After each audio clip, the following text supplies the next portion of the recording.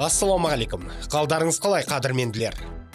Батыр Жүкембаевтың жаңа кездесуі туралы өткен аптада айтқан болатынмын. Енді оның қарсыласымен кездесуінің мерзімі анықталып отыр.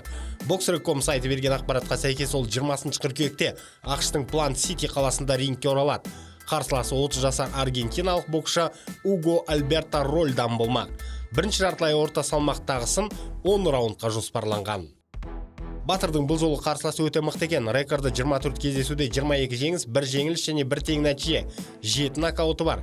Рейтингі жоғары боксшы, Аргентинада өз салмағының 3-ші номері, ал әлемде 82-ші.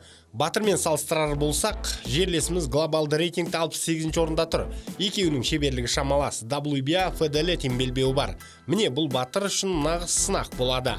Сондай алдағы жекпе-жекті Boxrec 3 жұлдызға бағалап отыр. Бұл да рейтингтің жоғарылығын көрсетеді. Бұған дейін Батыр 3 жұлдызысында Мигель Васкеске қарсы өткізген болатын. Ал 4 жұлдызды жалғыз жекпе-жек Сабриэль Матиасқа қарсы өткен. Аталмыш сынға Батыр жақсылап дайындалу керек. Байқап отырғандарыңыздай қарсылас Жүкембаевтан 2 жас кіші, бірақ өткізген кездесулері көбірек. Қазақтың рекорды 20 жеңіс және 1 жеңіліс екендігін айта кетейік. Бұл оның ақштағы екінші жекпе-жегі болмақ.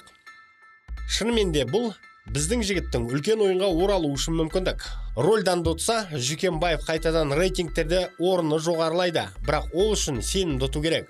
Соңғы рет Батыр өткен жылдың желтоқсанында Алматыда бокстасқан болатын. Ол кезде Оңтүстік Африка Республикасының өкілі Ксалани Мхателиді 6-шы раундта техникалық нокаутпен ұтып алған болатын.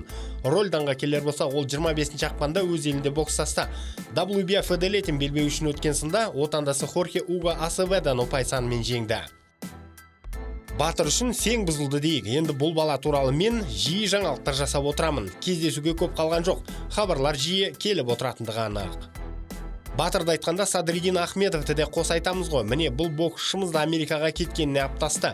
Әйтеуір ел болып, жұрт болып Ахмедовті Америкаға кетірдік. Бірақ әзірге одан ешқандай ақпарат жоқ. Неге Америкаға кетті? Оның тұрғылықты жері Канада емес пе деген сұрақта ойды мазалайды. Бұл ретте боксшы да еш нәрсе ашып айтпады. Ол Eye of the Tiger Management боксшысы болатын, бірақ канадалықтармен келісімшарты аяқталды ма? Олармен байланысты үзді ме? Бірге жұмыс жасайды ма деген сұрақтар тізіліп тұр. Садыр осы материалды көретін болса, бәріне жауап береді деп үміттенеміз. Бастысы ол ұзақ мерзімге кетіпті. Бала шағасын ерте кеткен екен. Енді ол жаққа орнығып, жақсы зал тауып, жаттығуларына кіріседі деген ой бар. Ары қарай кездесудің де ауылы алыс емес шығар. Айтпақшы, өткен аптада біз Жәнібектің жаңа бапкермен келесі кездесуіне дайындықты бастағанын айтқанбыз. Ал бұрынғы бапкері Бади Маггертпен неге өзара жұмысты тоқтатты екен деген сұрақ пайда болды. Осы ретте мен Бадиге байланысқа шыққан болатынмын. Бірден жауап берді. Арнаның сілтемесін жіберіп едім, бізді білетін болып шықты. Негізі кеңінен отырып сөйлеспекші болғамын, бірақ әуежайда екен. Сәл кешірек видео арқылы сұхбат беретін болып келісті. Жәнібекпен неге жұмысты тоқтаттыңыз деп едім, олар маған аз ғана тиын ұсынды. Сосын мен жұмыс істегім келмеді дейді. Арада ешқандай кикілжің болған жоқ секілді. Жәнібекке қатысты ойы түзу екен. Чарлоны жеңуге шамасы жетеді ме деген сұраққа Жәнібек өте мықты боксшы деп қана жауап берді. Ал келіссөздерде Жәнібекпен ешқашан сөйлескен емеспін деді. Демек бәрін менеджерлер реттеп отырған. Кейін видео сұхбатта басқа да сұрақтарға жауап табармыз. Бірақ бәрібір неге бұл мамамен жұмыстың тоқталғаны мені таңғалдырады. Әлімханұлы кездесуден кездесуге сияқсы өсіп бара жатқан анық.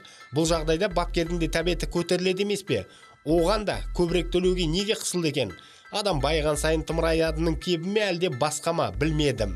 Ал Бади енді Данияр Елеусіновпен толыққанды жұмысты бастады. Инстаграмдағы соңғы 3 видеосын осы Елеусіновпен жаттығуларға арнапты. Даник осыдан біраз бұрын Бадимен аптасына 3 рет жаттығып жүрмін. Ол мені тегін жаттықтыруда деген болатын.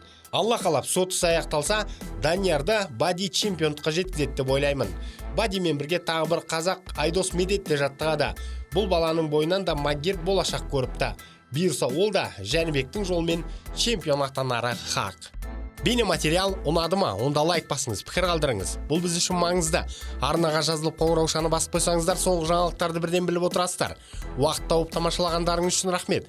Қазақ батырларының жеңісті жорықтары мол нам болсын.